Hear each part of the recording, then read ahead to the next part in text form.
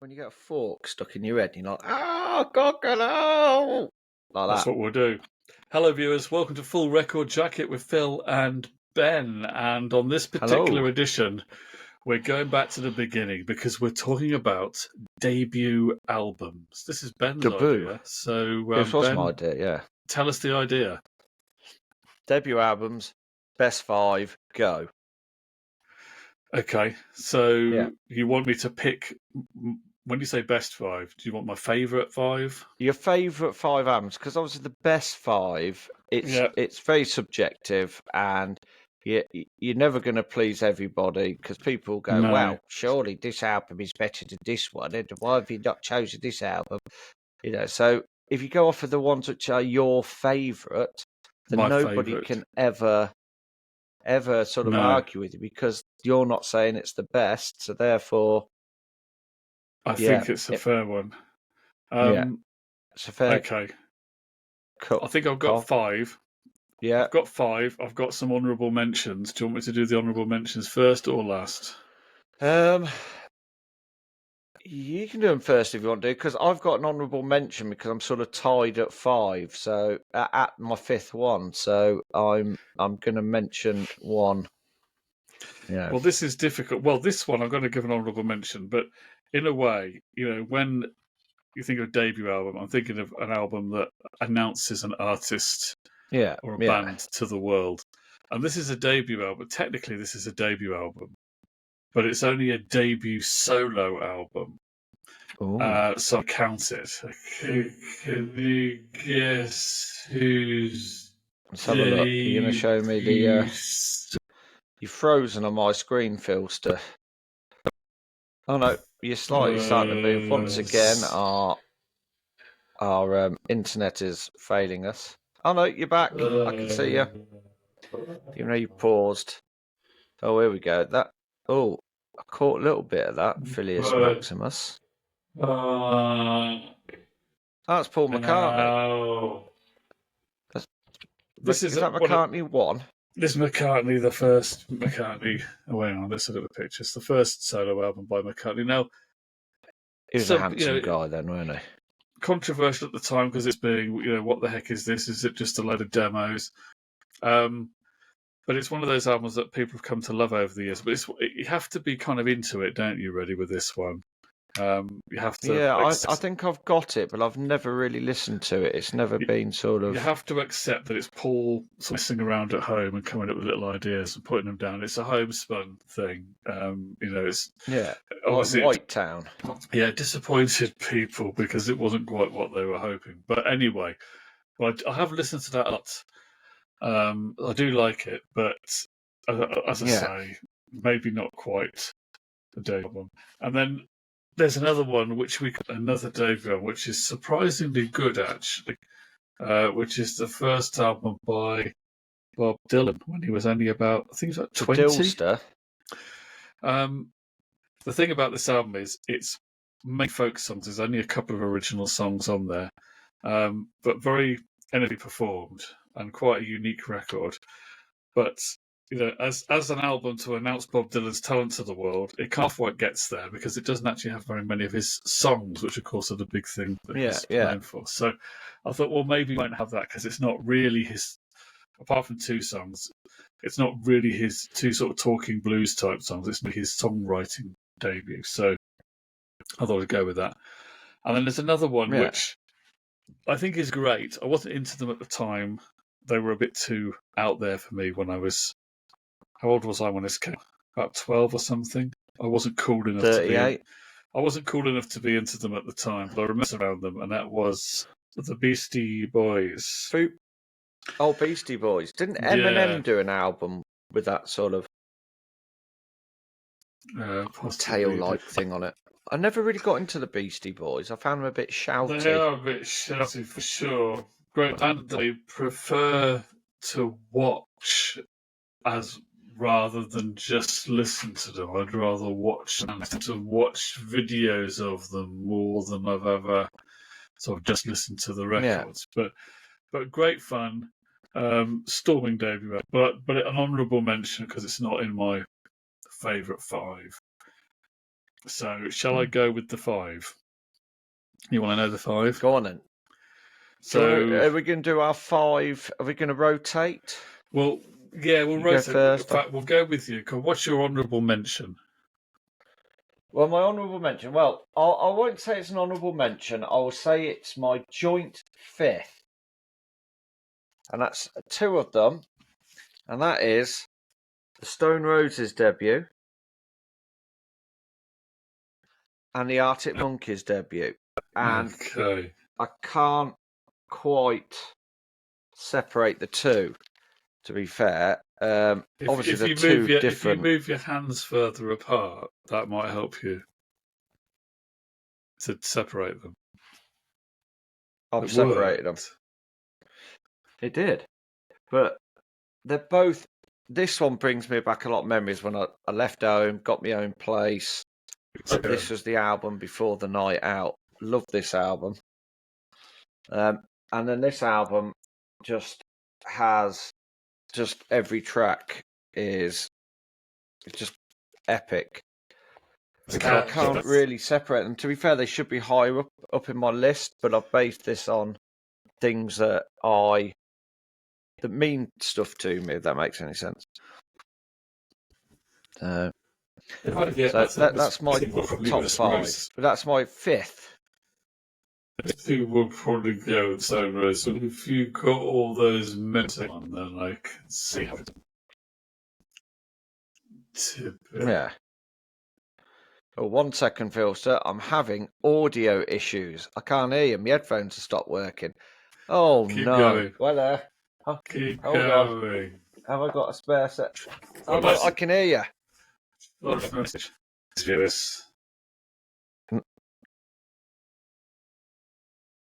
No, I can't hear you. I'm going to go and get another set of headphones. I'll be back in 1 moment. I'm telling him to keep going, folks, but I don't know whether he can read that.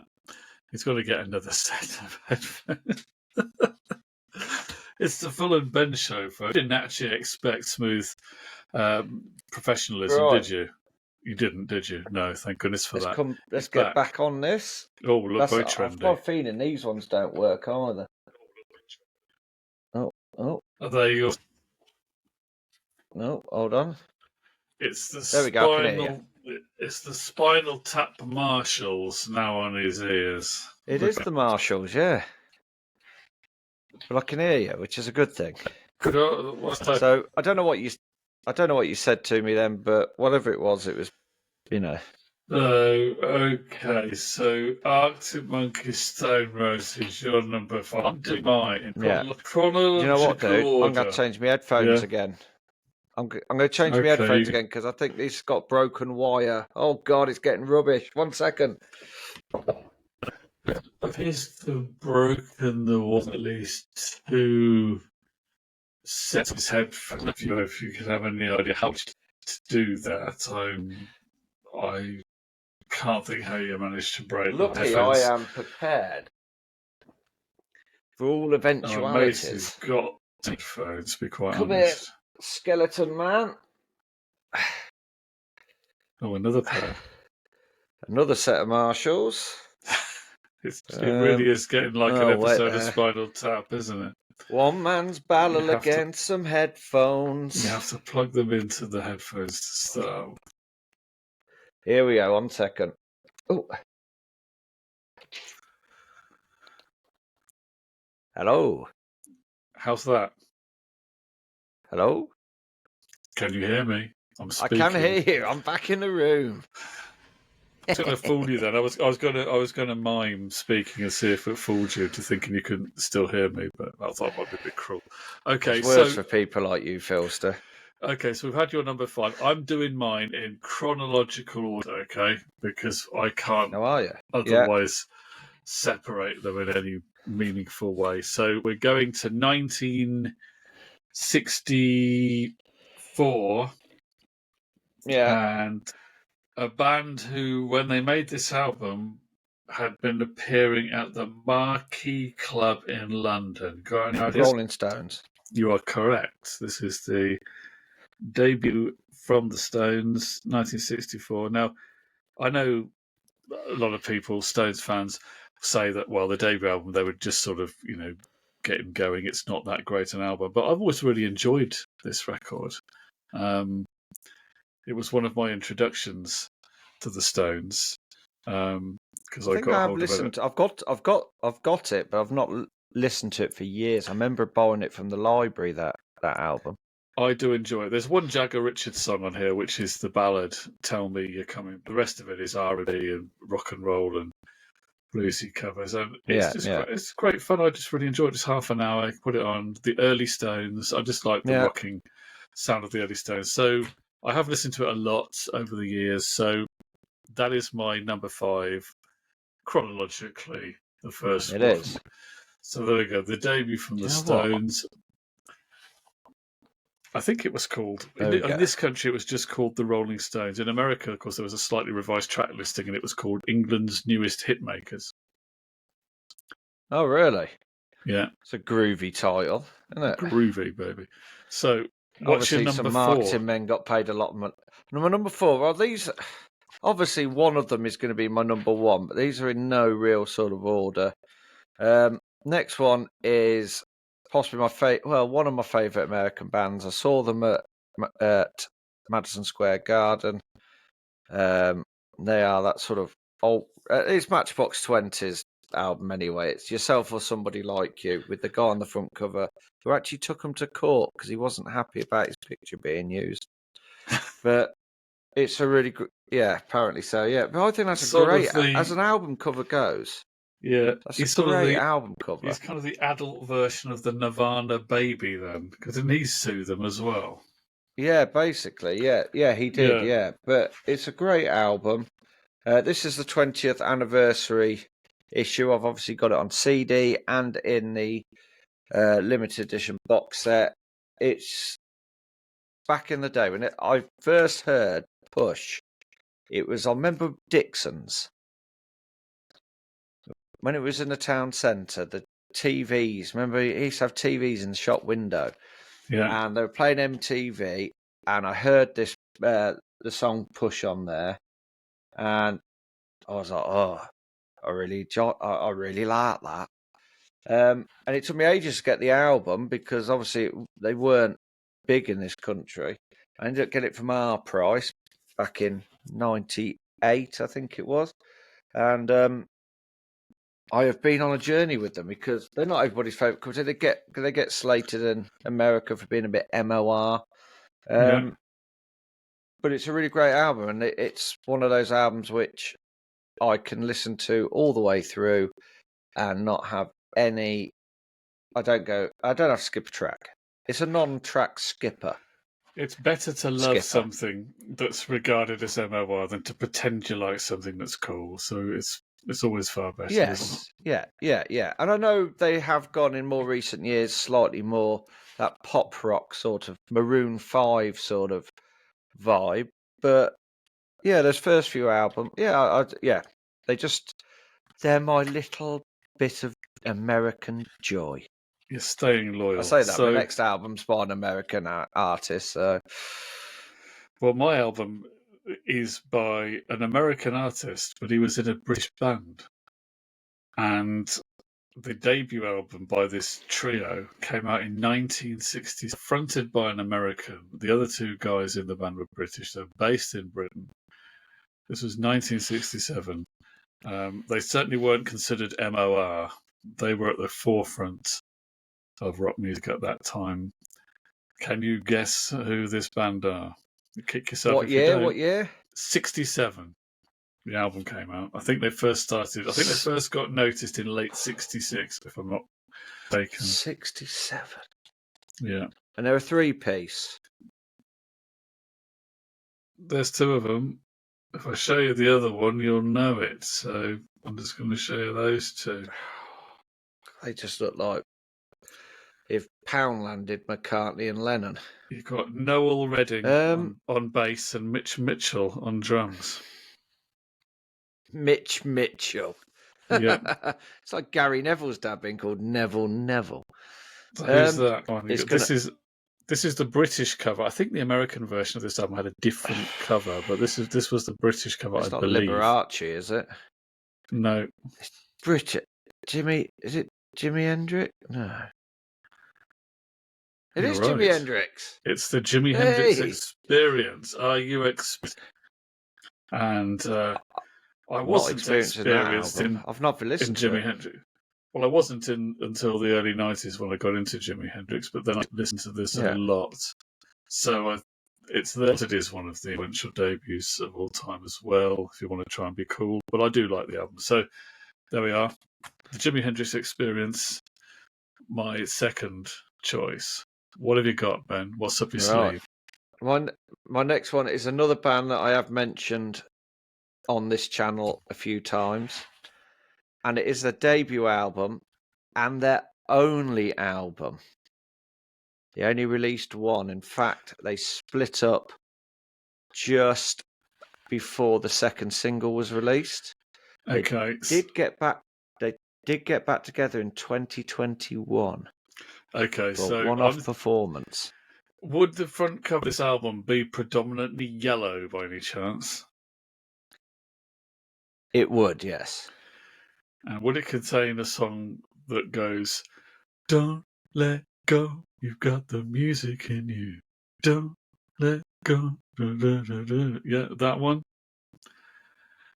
Mentions Mercedes-Benz along with... It does mention Mercedes-Benz. Who else gets mentioned? Courtney Love and Marilyn Manson get a mention in that one as well. Courtney Love, Beck as well. Beck is Hansen. In there. Okay. Oh, yeah, Beck is in there, yeah. Marilyn Manson, you're all dicks when to your mansions come around.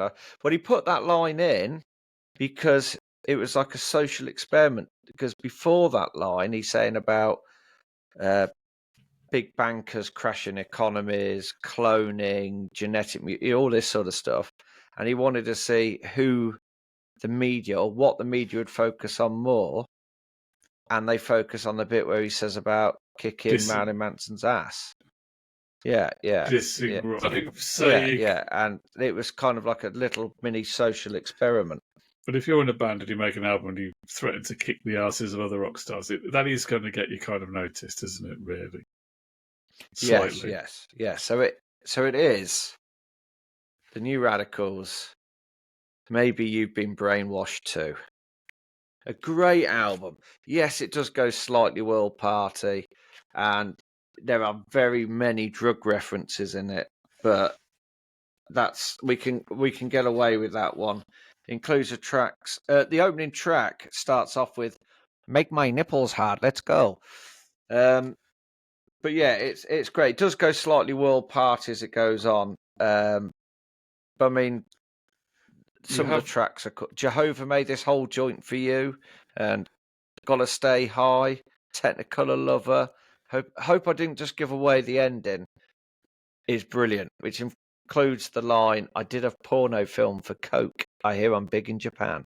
See, the titles are, it's pretty cool. I must admit, you tried to get me to listen to that album on more than one occasion. I have, yeah. The last time I tried, I just wasn't quite in the mood for it, because it's kind of, is it fair to say it's sort of summery pop rock kind of stuff? So I just wasn't quite in the... Yeah, some of it's quite... Yeah. Some of it's quite mellow, like Crying Like a Church on Monday and Flowers, etc. They're quite... but yeah, it's just a great album. It's one of those albums... You will have to. I think the only way I'm going to listen to it is stick it on in the car. I'll do that. I'll put it on in the car. It's a great album. And it will always... I remember when we used to work together. Yeah. Well, I did the work. And I remember when I got made redundant. Did I get made redundant? I got made redundant after you. Yeah. They saw the light sooner.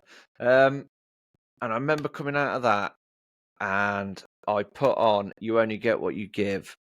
And all of a sudden I was like, do you know what? I feel brilliant. And that's what, yeah, it'll make you feel brilliant, Phil. Okay. Bit of Greg Alexander and Daniel Braybois. We're going back to the 60s, folks, for my next debut album, which I do like. Now, there are some people who still have as their favourite by this band. This band made 8 albums. 18. 8 albums. 8. First album 1968, last album 1979, I think. So it's not Led Zeppelin then. Oh, it is Led Zeppelin. It is the Led Zeppelin. When did you think their last album when did was? I thought it was that 1988 one, that Coda album, or was it Coda? Yeah, well, I was saying about albums they actually made as released as a band when they were all together. Yeah, so the first album by Led Zeppelin, and yeah, it rocks. Quite a lot of bluesy stuff. And in a way, a bit of it because it's got that kind of late 60s vibe to it, but it turned out to be quite timeless as well. It's got a grimy feel as well. I like a bit like the Doors and that sort of stuff. You can imagine it being on in a serial killer's car. Yeah, there was a darkness that's like sort of to that rock in that era, wasn't there? In a way. Yeah. But you know what I mean? Because it was Buffalo Springfield as well. You can imagine them being on in a serial killer's car. Yeah, maybe. Yeah. Serial killer music. Led Zeppelin talked about a lot, so I won't say too much more about them. But that's my third choice. I'll be getting into the 70s next. Ooh, Phil's going modern. In fact, I may be skipping the 70s because I think my next one is 1980. Oh, it says 1989. Like shoulder pads. Copyright 1989 and 1980, so maybe some of it came out in 79. We'll have to guess what that is because we're going to Ben's next one. What have we got?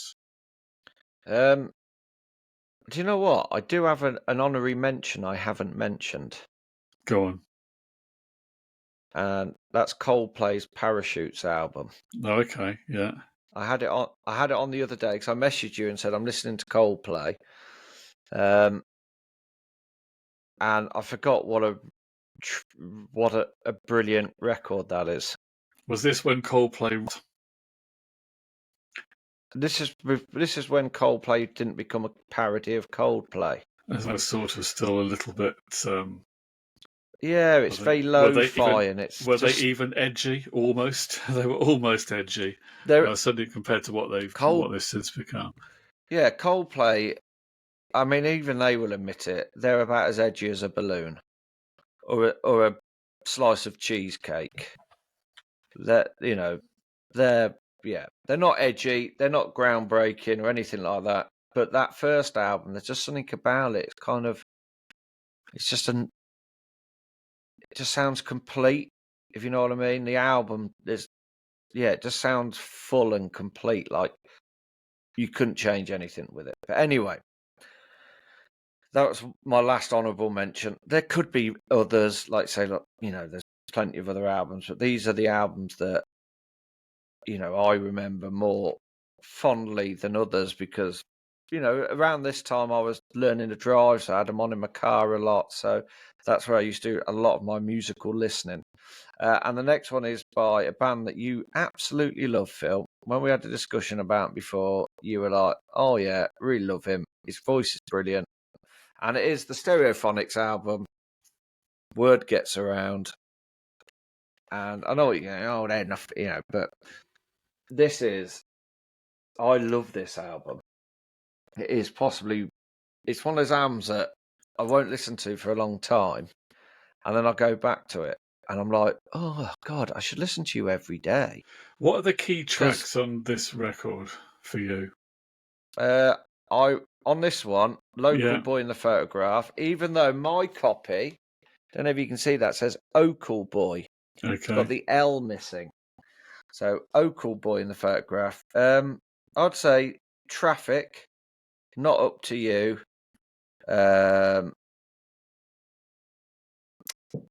Thousand Trees. I love Billy Davies' Daughter. And looks like there's every track on here I actually do enjoy, and I don't have to skip the track. So maybe I need to listen to it again. The thing is, I've got two rock bands, guitar bands, whom on one level you think on paper that and yet I just can't really get into them because I just find them, I don't know, they just don't, their music hasn't really grabbed me in any particular way. is one of them Muse? No, one of them is Stereophonics and another one is Foo Fighters. Yeah. And I just can't really get them. Now I have actually Yeah, seen I can kind of get that. I've actually seen Stereophonics perform live. I saw them at the Isle of Wight Festival. Yes. And I still didn't really enjoy it all that much. Now, I did actually think the Stereophonics cover of Handbags and Glad Rags is good for what it is. And I thought it was... Yeah, I don't like that song. I mean, I know some people don't like the song, but I thought it was a good cover. I'm trying to think... Yeah. What was the other one? Did they do Have a Nice Day? Is that Stereophonics? Yeah, they did. Yeah. So that, I think, probably annoyed me from being on the radio. So that started probably a annoyed lot. me. Yeah, and the lyrics are a little bit suspect. But then have I heard all of the songs? No, I haven't heard all of the songs. So maybe there are some songs that I haven't heard that would change my mind. I'll try to remain open-minded, but I've yet to be grabbed from it. But that's also the case with Foo Fighters. And I get what you mean with the Foo Fighters. I like the tracks that I hear, but I never hear enough, or it doesn't make. I've got a couple of Foo Fighters albums, but I wouldn't have immersed myself in it. But when I see them live, I'm like, they're because I love Dave Grohl. I think Dave Grohl as a human being is really great. I like so I have a band, and I liked what he did in Nirvana. But I just find that there's something about it. It's kind of like, how can I describe it? It's kind of like rock music. It's if you put together rock music from an instruction manual, and it. You mean rock music by numbers? Yeah, and it rocks, and they perform energetically, and they're obviously putting everything into it. But the music for some reason doesn't have that extra something that gets me interested. I don't know why. I can't really explain it. But I've yet to really... It doesn't have a naughtiness. I've yet to be seduced by the Foo Fighters. But again, I'd be lying if I told you that I'd listened my way through all their albums, because I haven't. I just haven't been interested enough to do that. Maybe I should. Maybe I'll have a change of mind. Maybe you should listen to the New Radicals album, like I keep telling you to. No, maybe I should. Yeah, in fact, I'll do that before I do the others. Will that be fine? And then you can give me your honest opinion 25 years later. Yeah.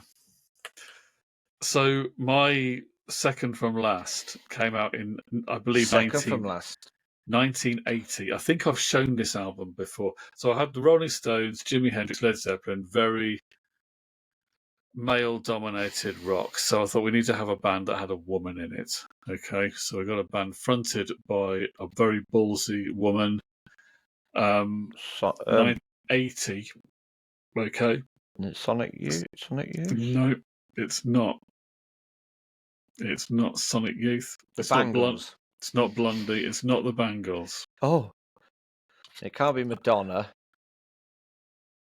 Oh, the Pretenders. It is the Pretenders. It is the Pretenders. I still think it's a great debut. You could still argue that they never quite surpassed it because of they did lots of other great songs, but as a debut album, Pretenders. I think this is... They're not the Pretenders, are they? Well, on all the records they are listed that it's just Pretenders, and everybody calls them the Pretenders. But didn't we have this discussion before about the? Yeah, I think we did. We did, didn't we? So let's say it's Pretenders. Yeah. Anyway, it's the Pretenders' first album, Pretenders. I think that's what you call it. Yeah. Anyway, let me just check this one here, because I'm sure the Arctic Monkeys are just they are just Arctic Monkeys, not the Arctic Monkeys. So there you go. There you go. Right, are we on to my final one? What's your last one? Can you tell what it is? Can you? God, these headphones make my head look massive. Yeah, they do. So your top one, your top debut. I'm trying to think. What would be your top debut album? Are you picking any debut album from history that's your favourite of all time? Any debut album from history. I'll give you a clue. Is it from 1994? Houston. Is it 1994 by any chance? Let me have a check. Is somebody lying on the floor in the middle of a room on the front of it? Let me have a Is there a check. Burt Bacharach in the background, or is that right? I think that's on the front cover. Let me have a check. Yeah, Yeah. there might be. Is the Good, the Bad, and the Ugly on the TV? Let Is me have a that look. what's on the TV? Okay, yeah. Yeah, yeah. I think is that Rodney Marsh? And look, they weren't that rock and roll because that's Roy Bean and not Wine in that. Is that right? Taken in Bonehead's front room, that is. Somebody, there's a channel online that deal with all the. It's Oasis is definitely maybe, by the way. The greatest debut album of all time. Bar none. No matter what anybody ever says.